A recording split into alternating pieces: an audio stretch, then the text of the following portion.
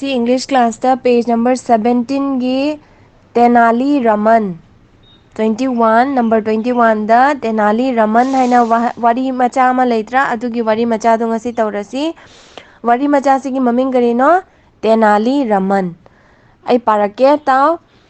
Tenali Raman was a courtier in a king's court courtier हाइदी मंत्री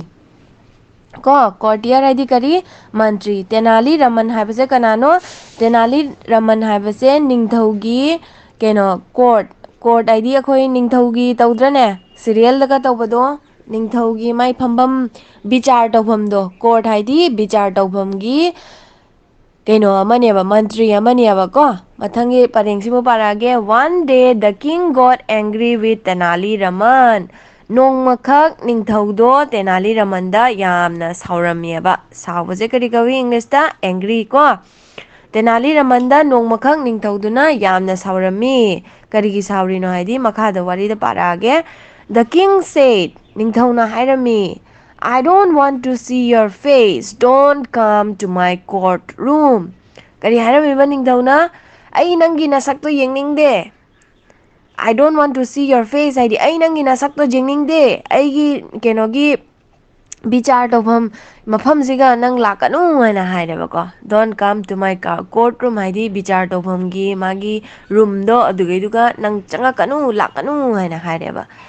The next day Tenali Raman came with his face covered with a pot yengo Tenali Raman na kedorami ningthauduna haidana magi masakto yengningde lakanu haina mai masakto yengningde hairabanina mathang numitta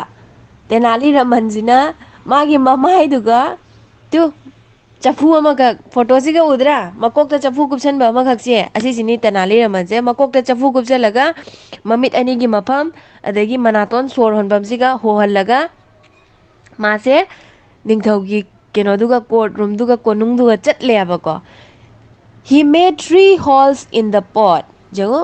अहम गक होलमे आइद्रा ममित अनि गक्का मनातोन सोर होनबमदुगा होहल्लमेबा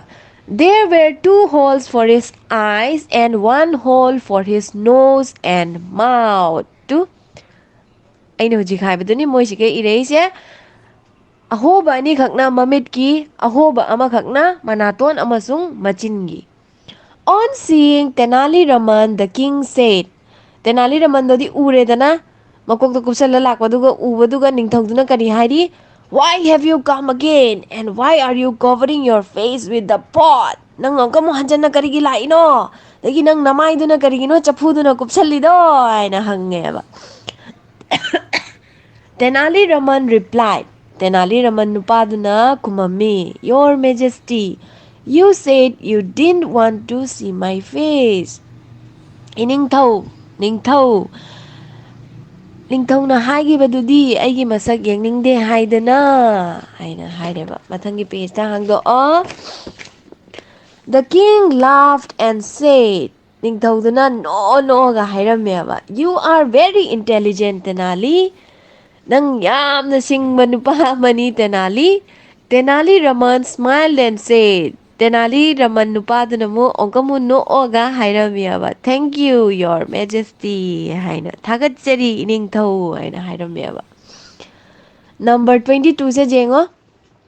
Rearrange the following sentences to complete the story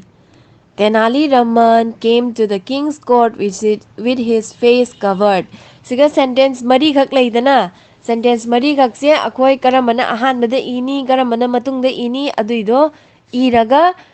sigi mamangi hujik stories mamangi Tenali Raman gi warido aduido complete oidoba sije hujik tawraga